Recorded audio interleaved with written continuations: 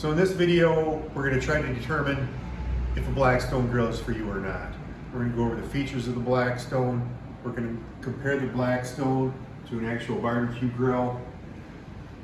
And we're also going to do a little cooking on it, maybe give you an idea of whether it's for you or not. I'll give you my input on what I think of it, and if it is for me and how it fits into my life. So here we go. So let's go over a few of the features on the Blackstone grill. This is the 36-inch model. It does have an air fryer attached right to it. It's got the two side racks. It is mobile, it's on wheels. I got them locked right now. It did not come with any propane tanks. I had to supply them myself. It did come with some utensils, which these are some of them, but not all of them. And they definitely give you enough to get going. I bought extras as needed. It did come with a few of the water bottles and bottles for the oil, and I bought more of them too, which you probably will.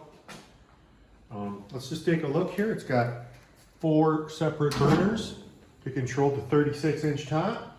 I did get the model with the hood on it, which I do like a lot. When you're cooking, you can put it down, retain some of the heat, retain some of the steam, a little bit of smoke in there.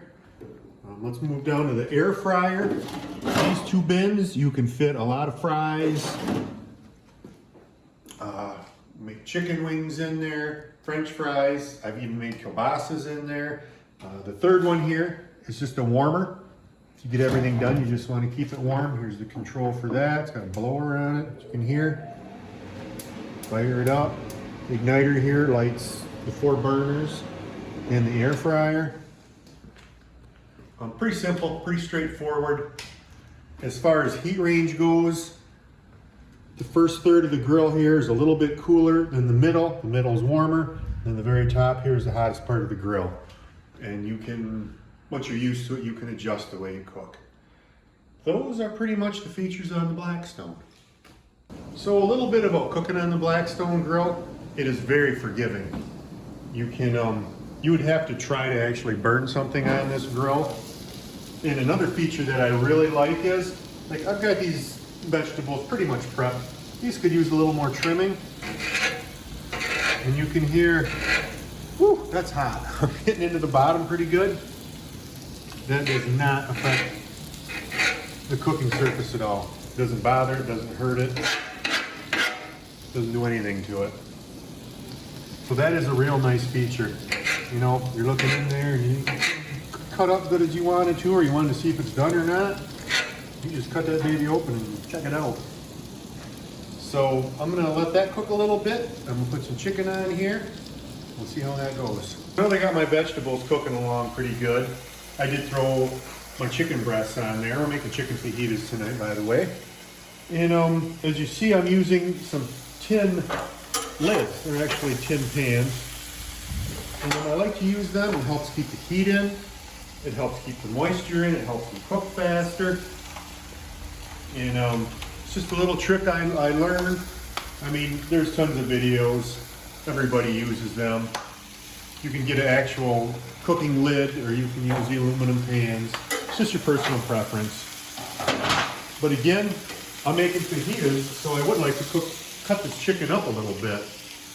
Much like I was saying before, again, we'll just kind of cut it up here a little bit. Let it cook a little faster. We're just going to be shredding it anyway for our fajitas, so. There's one more thing I'd like to talk about. This chicken.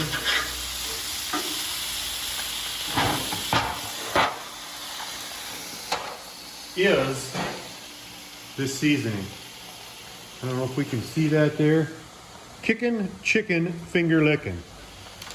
By no means do they sponsor me. Again, my honest opinion is, get some of this. It is delicious. I get compliments on my chicken all the time. Oh, you're such a good cook. Not really. That's what makes it so good. So here I am wrapping up. My veggies are done. We're taking them in. We're getting ready to pull our chicken off. That should be about ready. Oh yeah, that's looking good. Nicely seasoned. And I'm gonna pull this off, and it's one thing I want to talk about.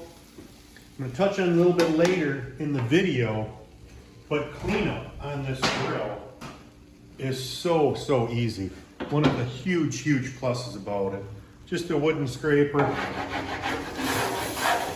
Actually, you just take a little bit of water. We're gonna have some steam here, but that loosens up all the stuff that's stuck on the grill there a little bit. Just give that 1 second. 1 second. Look at that, it comes right off. There's a grease catch in the back there, which I didn't really talk about yet. Just aim everything back there. The best time to clean a grill, as anybody knows who grills, is when it's hot. So, I mean, that stuff's too hot to eat right now, and save yourself some time and do it now instead of later. I mean, that thing's almost already clean. I'll just hit it with a paper towel a little bit, some olive oil, kind of re-season it, it'll be ready to go. So as far as making actual fajita, there's all kinds of recipes, all kinds of different ways. Just some flour tortillas. So I like to put my chicken on there.